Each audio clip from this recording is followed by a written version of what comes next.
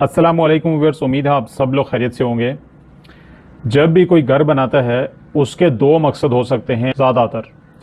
पहला मकसद उसका ये होता है कि मैं एक अच्छा सा घर बनाऊं ताकि उसमें मैं रह सकूं, अपनी फैमिली को रख सकूं, खुद रह सकूं। और दूसरा मकसद ये हो सकता है कि उसको मैं रीसेल करूं और उसमें से प्रॉफिट बना सकूं। आज हम अपनी वीडियो में ये डिस्कस करेंगे कि लेट्स से आप अगर घर बनाते हैं, आप किसी को कॉन्ट्रैक्ट देते हैं, घर बनाने का ठेका देते हैं। वो कॉन्ट्रैक्ट जो है वो दो किस्म का हो सकता है। एक ये कि आप विद मटेरियल उसको पेमेंट कर दें कि मटेरियल भी कॉन्ट्रैक्टर ने करना है और बनाना सब, उसकी लेबर वगैरह सब कुछ। एक कोटेशन वो आप उससे लेते हैं विद मटेरियल की, और दूसरा ऑप्शन ये हो सकता है कि आप कॉन्ट्रैक्टर के साथ आप विदाउट मटेरियल का कॉन्ट्रैक्ट करें। विदाउट मटेरियल में ये होता है कि मटेरियल आपका अपना होता है, लेकिन ये है कि उसको लेबर वगैरह आप देते हैं। आज की वीडियो में हम लोग ये डिस्कस करने जा रहे हैं कि आपको किस तरह से, अगर लेट से आप विद मटेरियल किसी को ठेका देते हैं, तो आपको किस तरह से, किन चीज़ों से बचना चाहिए ताकि कॉन्ट्रैक्टर आपको लो क्वालिटी में, लो मटेरियल में, हाई कॉस्ट का घर ना बना के दे, या फिर ये है कि वो आपको एक्स्ट्रा ना चार्ज कर सके। इसमें मैं आपको 7 ऐसे पॉइंट्स बताने जा रहा हूँ कि अगर लेट से आप विद मटेरियल देते हैं तो 7 कौन सी ऐसी चीज़ें हैं जिनका आप अगर ख्याल रखेंगे तो आपको ये इशू नहीं होगा। आप एक अच्छी क्वालिटी, आप क्वालिटी मटेरियल के साथ और क्वालिटी मटेरियल के साथ मिनिमम कॉस्ट में घर तैयार करवा सकते हैं। और लेट से अगर आप विदाउट मटेरियल भी देते हैं तो उसमें भी मैं आपको 7 चीज़ें ऐसी बताने जा रहा हूँ कि विदाउट मटेरियल अगर आप कॉन्ट्रैक्ट करते हैं किसी के साथ तो आपने किन चीज़ों का ख्याल रखना है ताकि आपको नुकसान ना हो। उससे पहले हमारे चैनल को सब्सक्राइब कर लीजिएगा, बेल आइकन पे क्लिक कर लीजिएगा, और अगर वीडियो अच्छी लगे तो इसे लाइक एंड शेयर करना ना भूलिएगा। तो चलें अब हम स्टार्ट करते हैं। तो नंबर 1 है जी, look for reputation of contractor. Late से आप घर बनाना स्टार्ट करते हैं, आप किसी को भी नहीं जानते, आप अपने किसी भी सोर्स से, किसी बंदे से कहें कि मुझे कोई ऐसा कॉन्ट्रैक्टर दो जिसकी रेपुटेशन अच्छी हो, मतलब जिसने पहले प्रोजेक्ट्स किए हों और वो प्रोजेक्ट्स उसने डिलीवर किए हों। ये चीज़ देखना बहुत ज़रूरी है, क्योंकि किसी भी अनजान बंदे को अगर आप देंगे तो उसके साथ आपको प्रॉब्लम हो सकती है। जो रेपुटेशन वाले बंदे होते हैं वो हमेशा इस चीज़ का ख्याल रखते हैं कि हमने काम अच्छा डिलीवर करना है ताकि नेक्स्ट प्रोजेक्ट भी हमें अच्छा मिले। नंबर 2 के ऊपर है, जब कॉन्ट्रैक्टर आपको मिल जाए उसको अच्छे तरीके से आप ब्रीफ करें कि मुझे इस तरह का मैं सोच रहा हूँ, इस तरह का मुझे घर चाहिए, या ये मेरी रिक्वायरमेंट्स हैं। उसको अच्छे तरीके से एक्सप्लेन करें और उसके बाद कोटेशन लें उससे, इसके ऊपर कितनी कॉस्ट आनी है, कितनी लेबर है, टोटल आपको बताए। सारे एक्सपेंसेस मटेरियल के ऊपर हैं, जितने आएंगे, जितनी कॉस्टिंग है, सारी चीज़ें आपको बताए। नंबर 3 के ऊपर है cost calculation. Cost calculation with material. आपने जब कोटेशन ली तो उस कोटेशन में आप उसे ये बताएं कि मुझे इस तरह की कोटेशन चाहिए कि जिसमें कॉस्ट भी मेंशन हो, उसमें जो आप, लेट से हम एग्जांपल लेते हैं यहाँ पे वुड की, कि वुड कौन सा यूज़ कर रहे हो, उसमें ईंट आप कौन सी वाली यूज़ कर रहे हो, उसमें सारी जितनी भी चीज़ें, जो भी मटेरियल है उसका ब्रांड साथ में लिखा होना चाहिए। उसकी वजह यह है कि जब आप कोटेशन लेंगे तो आपको फिर क्रॉस चेक करना है मार्केट से, तो आपको पता होना चाहिए कि अगर ये वाली वुड इसने लगाई है तो उसकी क्या कॉस्ट होनी चाहिए, या ये पाइप यूज़ अगर हो रहे हैं तो कौन सी कंपनी के हैं और वो मार्केट से कितने के मिलते हैं, क्योंकि आपने उसको क्रॉस चेक करना है। क्रॉस चेक आपने मार्केट से भी करना है। और इस टाइम के ऊपर नंबर 4 के ऊपर आपने स्टेप ये लेना है कि अगर आपके पास कोई डिफरेंट कॉन्ट्रैक्टर है उससे भी आप इसी प्रोसीजर के तहत कोटेशन लें, पहले प्रोजेक्ट दिखाएं, कोटेशन लें।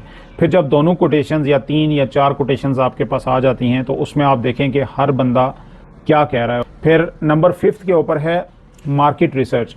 आप वो कोटेशंस को पहले ठीक से देखें, उसके ऊपर क्या क्या मटेरियल है, किस कंपनी का है, और फिर आप मार्केट से रिसर्च करें कि वाकई में कॉन्ट्रैक्टर्स ने जो कोटेशंस दी हैं वाकई में उसके मुताबिक जो मटेरियल की प्राइस है, कॉस्ट है, वो उससे मिलती जुलती है, या काफ़ी ज़्यादा फ़र्क है, या थोड़ा बहुत फ़र्क है, और उसमें लेबर कितनी डाली है। जब आप मटेरियल की कॉस्ट का पता करने जाएंगे 1 बाय 1 तो फिर आपको अंदाज़ा होगा कि लेट से अगर एक दरवाज़ा है उसको तैयार करने के लिए आपको ये आइडिया होना चाहिए उसमें लकड़ कितनी लगती है, उसकी लेबर कितनी डाली हुई है उसने।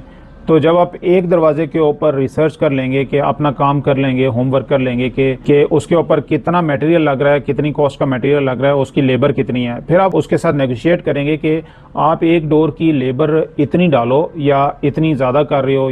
आप फिर बता सकते हैं कि इसमें मटेरियल इतना लग रहा है, आप इसकी लेबर कम करो। जब वन बाय वन सारी चीज़ों को आप डिस्कस करेंगे तो मार्केट रिसर्च से फिर वापस आके आपको जो अच्छा लगेगा बंदा, कि ये बंदा रीज़नेबल है कॉस्ट वाइज भी, और इसके आइडियाज़ भी अच्छे हैं कि इस तरह बनाना चाहिए, तो उस बंदे के साथ आप जिसको फाइनल करेंगे उसके साथ फिर आप पहले डिस्कशन कर लें कि ये चीज़ें हैं, इसमें ये मटेरियल है, जहाँ पे आपको फ़र्क लगता है उससे बात करें कि ये चीज़ें मुझे ज़्यादा लग रही हैं कि आपने मटेरियल में भी कॉस्ट ज़्यादा डाली हुई है और लेबर में भी, तो इसमें मार्जिन है, इसमें कम करो। तो जब आप ये चीज़ें करेंगे, उसको प्रूफ देंगे कि ये इसमें इतनी चीज़ अगर लग रही है तो वो इतने की है, तो फिर ये होगा कि अगर उसने करना हुआ तो वो आपको करके देगा, अगर नहीं करना हुआ यानी डिसीजन ये आपके ऊपर होगा कि आपने अब उससे काम कितने पैसों का करवाना है। रिसर्च आपकी सबके सामने है। जब आपकी मार्केट रिसर्च कंप्लीट हो जाएगी तो नंबर 6 के ऊपर आपने क्या करना है कि discuss your findings with contractors. Contractors के साथ सारी आपने फाइंडिंग्स अपनी डिस्कस करनी है और उनको ये बताना है कि लेट्स से मैं यहाँ पे एग्जांपल देता हूँ कि आपने ये फाइंड आउट किया है कि एक डोर है जो उसके ऊपर जो मटेरियल कॉस्ट है वो कितनी है, उसके ऊपर लकड़ी कितनी लगनी है। इसी तरह अगर आपके घर के लेट्स से 6 दरवाजे हैं तो फिर आप अगर एक की मटेरियल और उसकी लेबर को कैलकुलेट कर लेंगे तो आपको 6 का पता चल जाएगा। तो फिर आप जो दरवाज़ों का सेक्शन है या शेल्फ्स का सेक्शन है तो वो आपको सारा पता चल जाएगा कि मटेरियल इतना लग रहा है, उसमें लेबर इतनी है, तो फिर आपके सामने होगा कि कितनी लेबर मुझे देनी चाहिए। और आप जब डिफरेंट कोटेशंस लेंगे तो उस वक्त आपको ये भी आइडिया हो जाएगा कि कौन सा वाला बंदा कितनी लेबर चार्ज कर रहा है, कितना कॉस्ट मटेरियल की कॉस्ट कितनी चार्ज कर रहा है और कौन सा रीज़नेबल है और मार्केट क्या कह रही है। नंबर 7 और लास्ट पॉइंट है ये, लेकिन ये सबसे इम्पोर्टेंट है। इम्पोर्टेंट क्या है कि अब आप एग्री हो गए हैं कि ठीक है, एक बंदे को आपने फाइनल चूज़ कर लिया कि इसने मेरा प्रोजेक्ट करना है, कॉस्ट आपके सामने है, लेबर आपके सामने है कि उसकी लेबर की कॉस्ट क्या है और मटेरियल की कॉस्ट क्या है, वो आपके सामने है। अब आपने ये नहीं करना कि आपने लिख के दे दिया और आप वापस साइट के ऊपर हैं ही नहीं है और वो जो मर्ज़ी मटेरियल लगाता रहे। ऐसा नहीं करना आपने। जो मटेरियल कोटेशन के ऊपर लिखा हुआ है, कॉन्ट्रैक्ट में लिखा हुआ है, वो मटेरियल ही आना चाहिए और आपको पता होना चाहिए कि वो मटेरियल क्या है। क्या जो मटेरियल आपने कोटेशन में दिया है वही आ रहा है, या कि मटेरियल में वो ए क्वालिटी आप देख के आए हैं तो वो बी लेके आ रहा है, या बी आपने डिसाइड किया है तो वो सी लेके आ रहा है, क्योंकि आपने कॉस्ट भी यहाँ पे देखनी है, उसको भी मुनासिब करना है। तो जो भी आप उसकी क्वालिटी कैटेगरी चूज़ करेंगे तो आपने मेक श्योर करना है कि बनाते हुए वही चीज़ें उसी क्वालिटी का मटेरियल वो लेके और लगा रहा है, इसको मेक श्योर करना है। सारे प्रोजेक्ट को आप अगर फॉलो करेंगे तो आपका जो प्रोजेक्ट है वो कॉस्ट इफेक्टिव भी होगा और क्वालिटी वाला भी होगा, अगर आप ये सारे स्टेप्स फॉलो करेंगे। और लास्ट में एक चीज़ ये कहना चाहूँ कि जो आपने उसको पैसे पेमेंट करनी है उसको अपने कॉन्ट्रैक्ट में लाजमी मेंशन करना है कि उसको ज़्यादा पेमेंट शुरू से नहीं कर देनी। कॉन्ट्रैक्ट में आपने ऐसे मेंशन करना है कि आप उसको स्टेप वाइज लेके चलते हैं, थोड़ी थोड़ी पेमेंट उसे साथ साथ करते जाएं काम के हिसाब से, ताकि ऐसा ना हो कि सारी पेमेंट वो ले ले या ज़्यादा पेमेंट वो ले ले, आपको फिर वो डिले करे आपके प्रोजेक्ट को। सेकेंड नंबर के ऊपर है जी कॉन्ट्रैक्ट विदाउट मटेरियल। इसमें पॉइंट नंबर 1 है, सबसे पहले आपने उसी तरह कोटेशन लेनी है। सेकंड नंबर के ऊपर आपने क्या करना है कि उसको कोटेशन को रिव्यू करना है, डिफरेंट कॉन्ट्रैक्टर्स के साथ आपने अपने ऑप्शंस को देखना है कि कौन सा वाला कॉन्ट्रैक्टर आपको रीज़नेबल कॉस्ट दे रहा है, क्योंकि मटेरियल इसमें आपको अपना होगा। लेकिन यहाँ पे आप ये भी ज़रूर कंसीडर करें कि ऐसे बंदे को चूज़ करें कि ज़रूरी नहीं है कि जो लेबर कम ले उसको चूज़ करें, मुनासिब लेबर ले लेकिन उसके आइडियाज़ अच्छे हों, उसे पता हो कि काम को किस तरह से करना है। नंबर 3 के ऊपर है रिसर्च करनी है मटेरियल के बारे में। जब आपको कोटेशन मिलेगी तो उस वक्त आपने ये डिस्कस कर लेना है कि कौन सा वाला मटेरियल लगना चाहिए, कौन सा वाला बेहतर है। और नंबर 4 के ऊपर जब आप फीडबैक लेंगे डिफरेंट कॉन्ट्रैक्टर से तो नंबर 4 के ऊपर आपने ये करना है कि मार्केट से उसको डबल चेक करना है और मार्केट के जो लोग हैं उनसे भी आपने, जो सप्लायर्स हैं मटेरियल के, उनसे भी आपने डिस्कस करना है कि वो क्या कहते हैं, कौन सी क्वालिटी अच्छी है। और नंबर 5 के ऊपर है कि ट्राई ये करें कि ऐसे सप्लायर से आप मटेरियल लें कि जो कॉन्ट्रैक्टर के साथ जिनका लिंक ना हो, क्योंकि वो फिर उसमें परसेंटेज का इशू आ जाता है, फिर आपको लो क्वालिटी का या प्राइस वहाँ पे ज़्यादा चार्ज करते हैं और उसमें मार्जिन जो है वो कॉन्ट्रैक्टर का भी होता है। तो आप ये ट्राई करें कि आप किसी डिफरेंट सप्लायर से मटेरियल लें।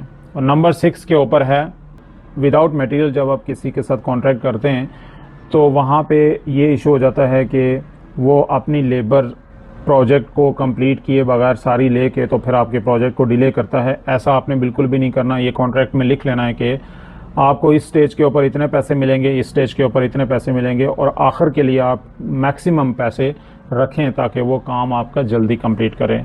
और नंबर 7 के ऊपर है कि आपको नज़र रखनी है मटेरियल के ऊपर, क्योंकि मटेरियल के ऊपर जितनी भी कॉस्ट आएगी वो आपने भरनी है। तो इसलिए आपने ये ख्याल रखना है कि मटेरियल कहीं ज़्यादा आके ज़ाया तो नहीं हो रहा, जितना भी मटेरियल आए हिसाब से आए और उतना वो अच्छे तरीके से यूज़ भी हो जाए। और जो अगर एक्स्ट्रा बचता है तो आपने अपने सप्लायर के साथ ये बात भी करनी है पहले कि जो चीज़ बचेगी, जो रिटर्न होने के काबिल होगी, तो वो रिटर्न भी वो लें।